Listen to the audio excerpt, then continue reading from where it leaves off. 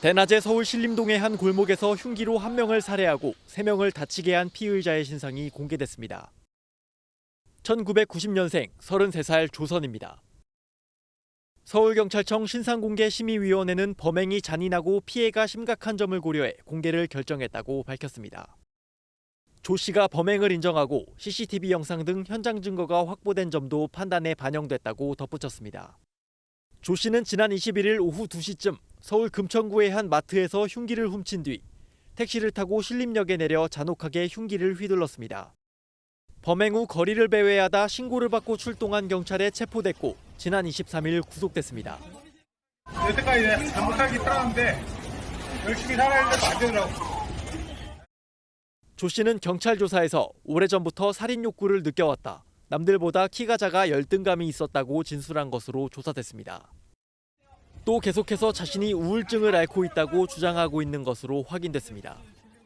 다만 경찰은 조 씨가 범행을 결심한 시기에 대해서는 계속해서 진술을 번복하고 있다고 밝혔습니다. 경찰은 추가 조사를 마친 뒤 내일 조 씨를 검찰에 송치한다는 방침입니다. 이목구비가 담긴 얼굴 사진이 공개된 신림동 묻지마 칼부림 사건의 피의자 조선. 강남 코인 납치 살해 사건의 피의자 5명과 과해 앱 살인 사건의 정유정에 이어 올해만 7번째 신상 공개입니다. 경찰이 이례적으로 주민등록증에 있는 증명사진과 함께 공개한 건 범행 당시 CCTV 영상 속 조 씨의 얼굴입니다. 최근 정유정 등 피의자들의 현재 모습이 사진과 크게 다르고 이조차 마스크 등으로 노출을 꺼리는 모습이 계속되면서 일각에서 제기되어온 신상공개 실효성 논란을 고려한 조치입니다. 제정신이 아니었던 것 같습니다. 죄송합니다. 경찰이 잇따르는 문제 제기에 보완책을 제안했고 신상공개위가 자체적으로 CCTV 공개 결정을 내린 것으로 확인됐습니다. 조 씨는 구금 당시의 모습을 촬영하는 머그샷은 거부한 것으로 알려졌는데 현행법상으로는 피의자가 거부할 경우 이를 강제할 수 없습니다. 이 같은 현행법 기준을 완화하는 내용의 개정안이 여럿 발의됐지만 모두 아직 국회 계류 중입니다. 조 씨는 범행 10분 전 서울 금천구의 한 마트에서 범행에 쓰인 흉기를 훔쳤습니다. 조 씨가 마트 안을 서성거리다 흉기 2자루를 바지춤에 집어넣고 위도수로 감춰버리는 모습이 CCTV에 포착됐습니다. 이후 전혀 다른 물건을 계산하는 치밀함까지 보입니다. 택시를 타고 범행 장소로 이동하면서 흉기 1자루는 놓고 내렸는데 모두 사용됐다면 더 큰 비극으로 이어질 뻔했습니다. 이렇게 조 씨가 흉기를 절도하는 등 미리 범행을 준비한 모습이 드러나면서 경찰은 추가 계획범죄 정황을 찾는 데 수사력을 모으고 있습니다. 하지만 조 씨 휴대전화 디지털 포렌식 결과 범행 전날인 지난 20일 오후 5시쯤 휴대전화가 초기화돼 사건 관련 검색 기록과 통화 메시지 등은 발견되지 않았습니다. 오히려 범행을 마음먹고 초기화한 것 아니냐는 의심이 드는 대목입니다. 경찰은 초기화 이전 조 씨의 행적을 찾기 위해 네이버 등 주요 포털 사이트와 통신사에 압수수색 영장을 집행해 검색, 통화 기록 등을 살펴볼 예정입니다. 신상 공개 여부가 오늘 결정되는 가운데 조 씨는 이번 주 금요일 검찰에 넘겨질 예정입니다. 당초 사이코패스 검사를 거부했던 피의자 조선 씨가 마음을 바꿨습니다. 사회부 이혁재 기자가 더 알아보겠습니다. 이 기자, 우여곡절 끝에 어쨌든 사이코패스 진단 검사는 진행됐습니다. 갑자기 왜 마음을 바꾸는 걸까요? 진단검사를 받겠다 않겠다를 반복했던 조 씨의 마음을 바꾼 건 끈질긴 설득이었다는 게 경찰 측 설명인데요. 프로파일러 4명이 오늘 오전부터 조 씨의 심리 분석을 위해 투입됐습니다. 경찰은 이 프로파일러들이 나서서 조 씨에게 입장을 이해할 것이니 안심하고 조사에 응하자고 설득했다고 밝혔습니다. 네.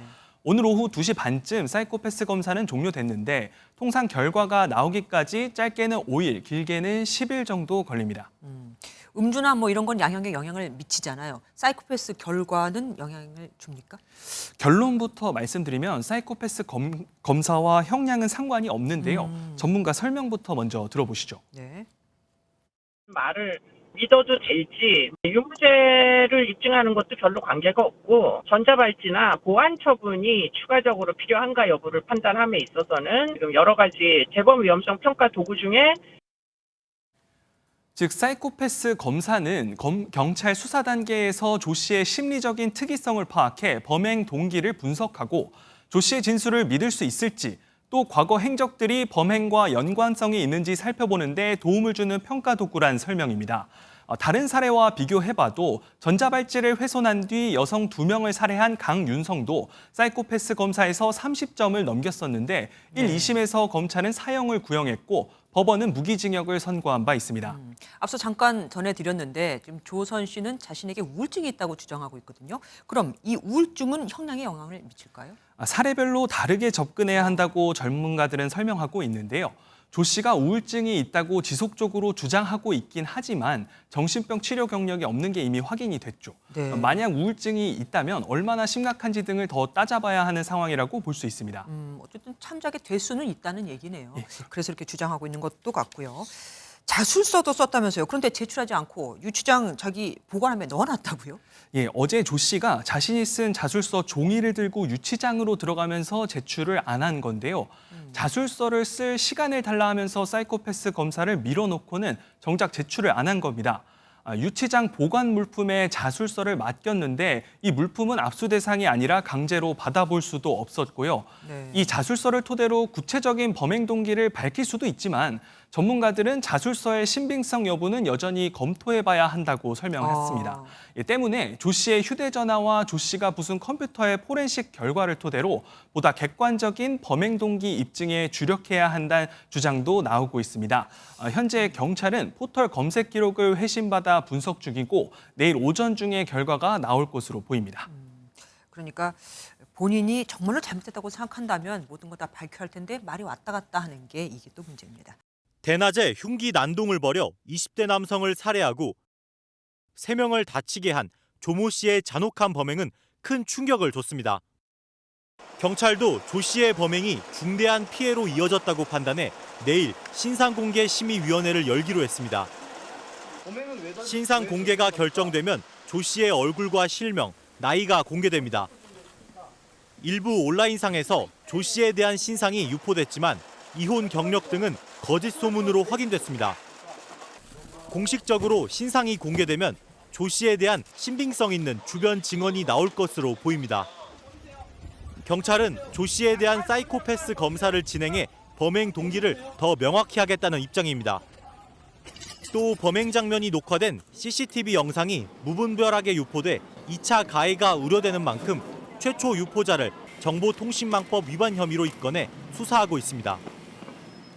일부 온라인 커뮤니티에서 조 씨를 옹호하는 글이 확산하자 윤희근 경찰청장은 명백한 2차 가해라며 수사를 검토하라고 지시했습니다. 지난 금요일 낮 12시 59분 인천 집에서 나온 조 씨가 처음 찾은 곳은 이곳 서울 금천구에 있는 할머니 집이었습니다.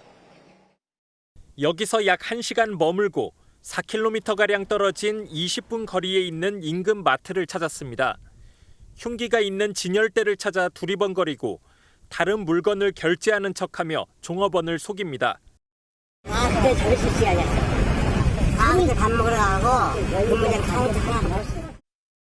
흉기 2점을 훔친 조 씨는 곧바로 택시를 타 2.4km 떨어진 10분 거리의 신림역으로 출발했습니다. 흉기 2점 중 1점을 택시에 두고 내린 조 씨는 몇 분 뒤 이곳 신림역 4번 출구에 내려 범행 장소로 이동했습니다. 조 씨는 곧장 인파가 제법 있는 골목길에서 흉기를 휘둘렀고 목격자 신고로 경찰이 출동한 지 10분 만에 붙잡혔습니다. 조 씨가 흉기를 확보해 범행 후 검거되기까지 약 20분, 활보한 거리는 총 6.5km. 경찰은 조 씨의 행적을 볼 때 계획 범죄였을 가능성이 크다고 보고 있습니다. 한편 조 씨는 20살이던 지난 2010년에도 신림동 술집에서 소주병으로 모르는 사람을 때려 집행유예를 받은 적이 있는 것으로 드러났습니다. 술집에서 다른 손님의 말투가 마음에 들지 않는다며 시비가 붙었는데 말리는 종업원에게도 깨진 병을 휘둘러 다치게 했습니다. 꽃이 수북하게 놓여있는 추모 공간 너머로 텅 비어있다시피 한 골목이 보입니다.